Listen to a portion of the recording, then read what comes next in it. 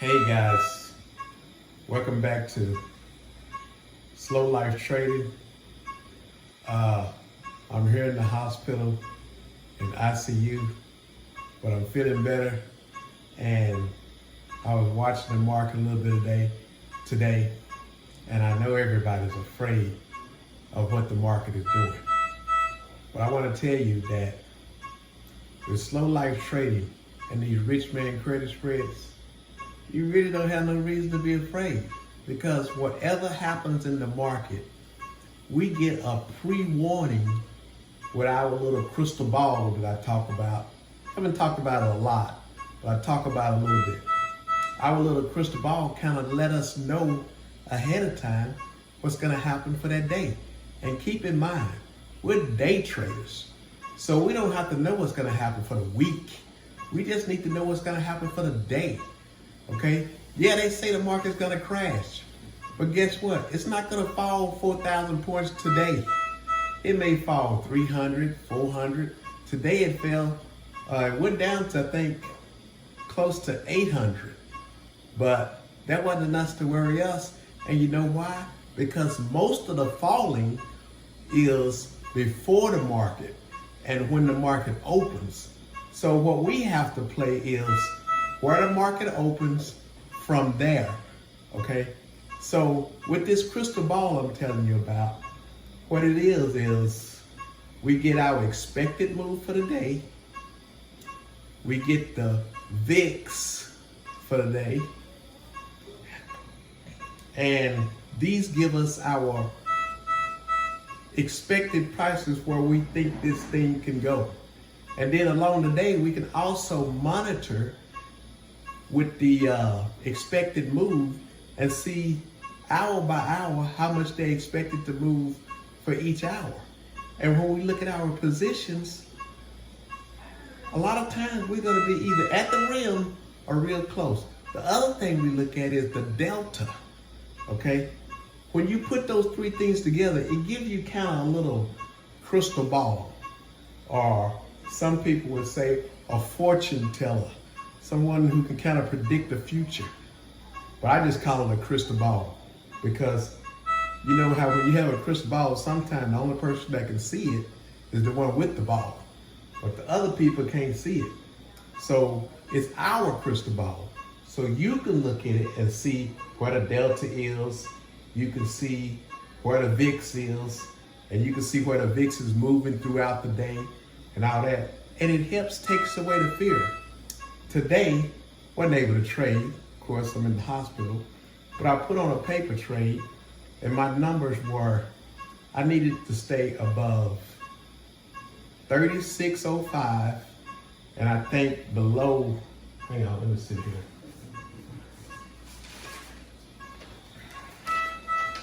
I needed to stay below 37.85, and I got 55 cents for that. I needed to stay above 36.05, and I got 55 cents for that. The closest it got to me, I think, was like 40 something points. Today was a gravy day. And even when it was at 40, here's the other thing here.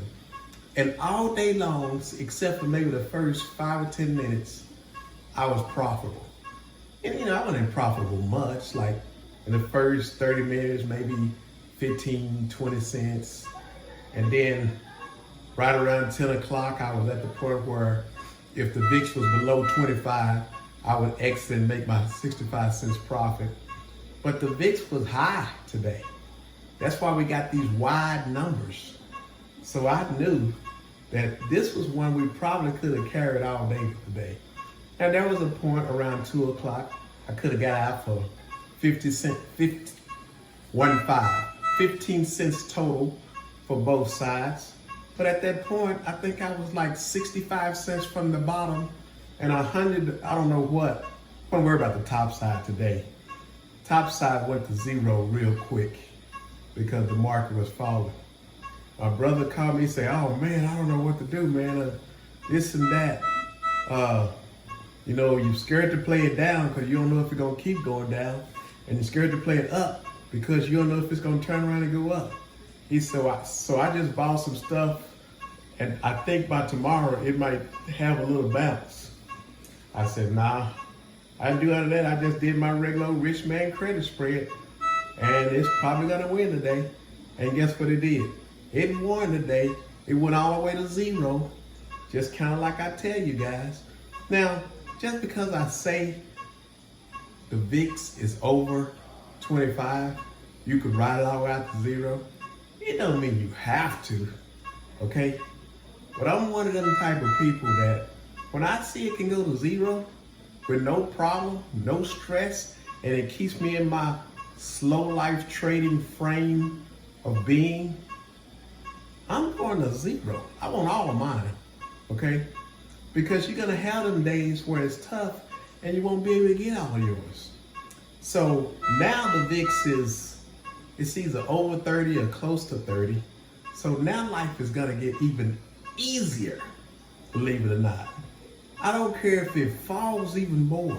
The higher that VIX get, the easier it's gonna get for us. The main thing that we don't want. There aren't any guest capsules available. The main thing that we don't want to happen is for the market do a major rebound, like go down 1,000 points, then close back up 500 points. I'm talking the Dow, not the S&P. That's when we get dangerous. But when they go down like that, we'll just get out somewhere in the middle and take our profit. Okay? Now what seems sad is the market gonna be falling and everybody around you is gonna feel sad because they're losing money. Okay? So know this, even though we're making money, we ain't making this happen. We just benefit from it happening. So you don't have to feel bad that you're winning. You know, you can feel bad for them. You can try to tell them what you're doing. They're not gonna believe it. They definitely ain't gonna understand it. But hey, that's where it is. But I'm telling you, with these rich man credit spread,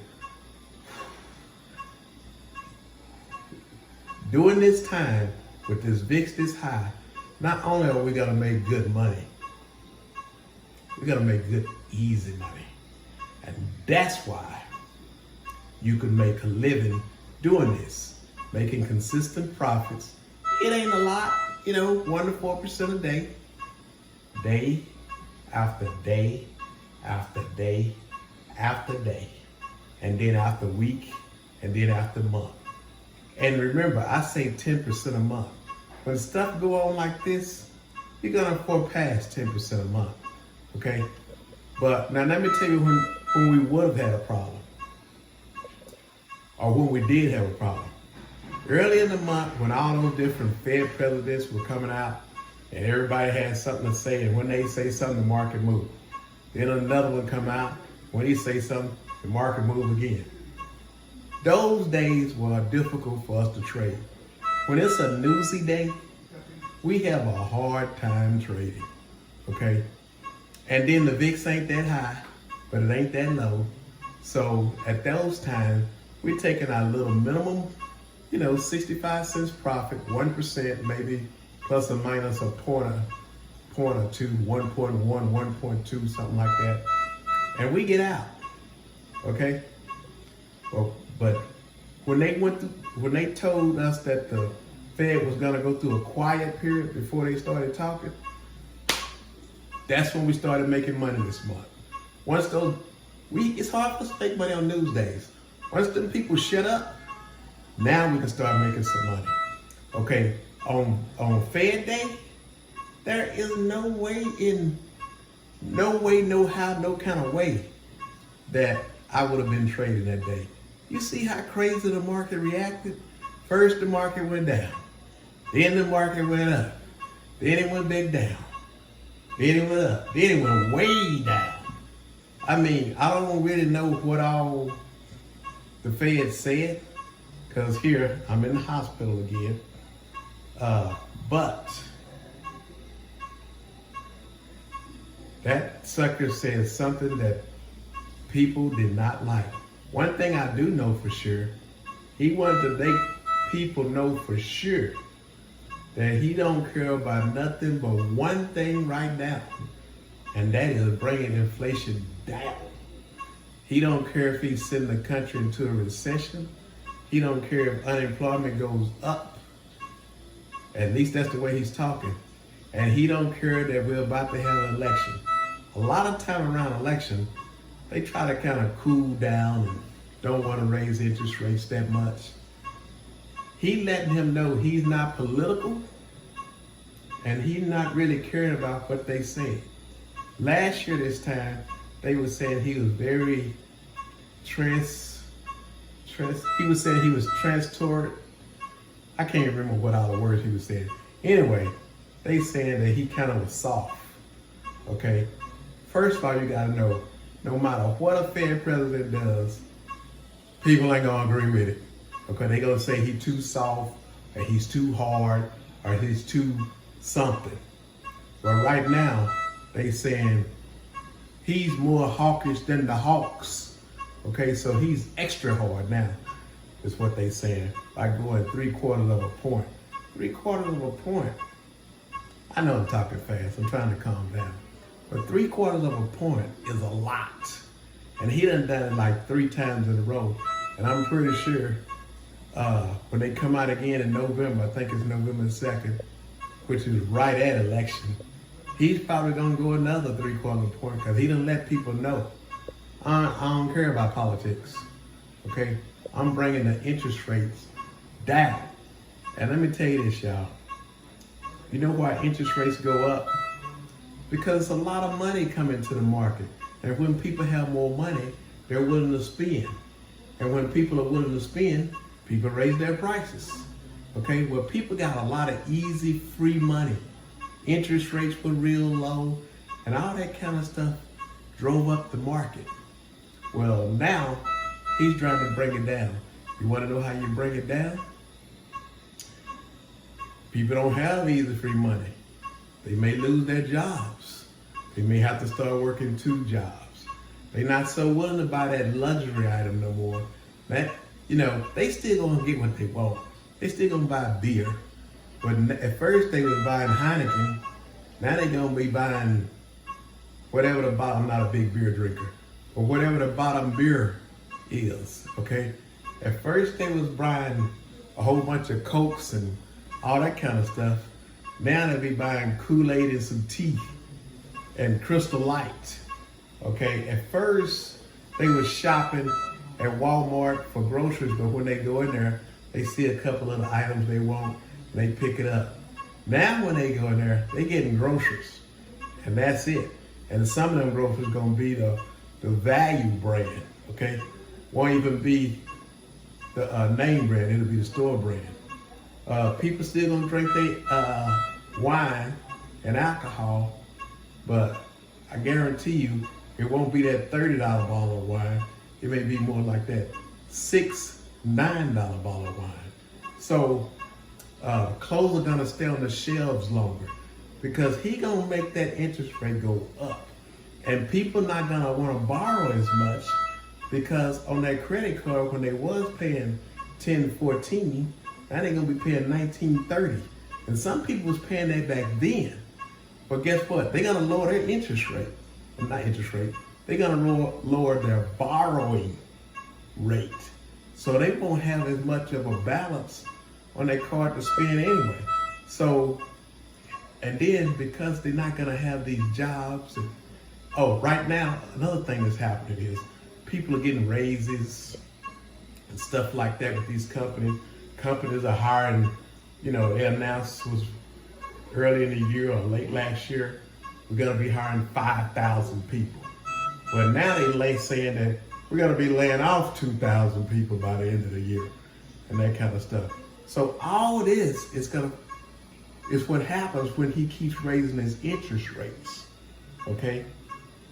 And by doing all that, it's gonna make people do the exact opposite of what they was doing. People were selling cars. People gotta hang on to their cars a little bit longer right now, okay? Especially if it's already paid off. So people not refinancing on their houses because the interest rate then went from like 2% up to like 5, 6%.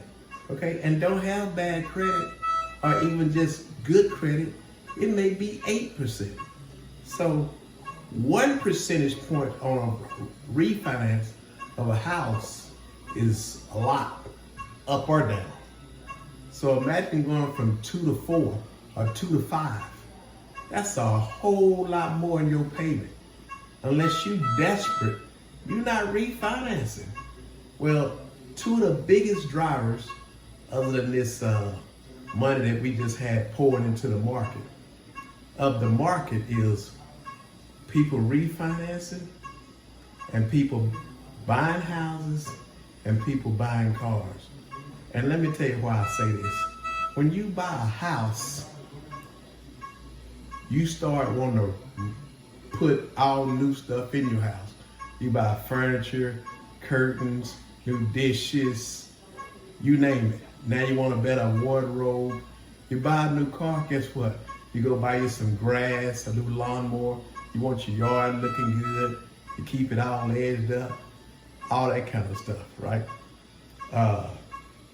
You refinance your house. You go on vacation. All this stuff. One thing I learned about the market, everything affects everything. If the business on the corner that was a pretty big supplier goes out of business, now this little lunch place that was on the corner that was getting 80% of his business from that big business, now he suffers. Okay? When all them people get laid off, he suffers. Well, if he suffered, the supplier he was buying his stuff from, they suffer.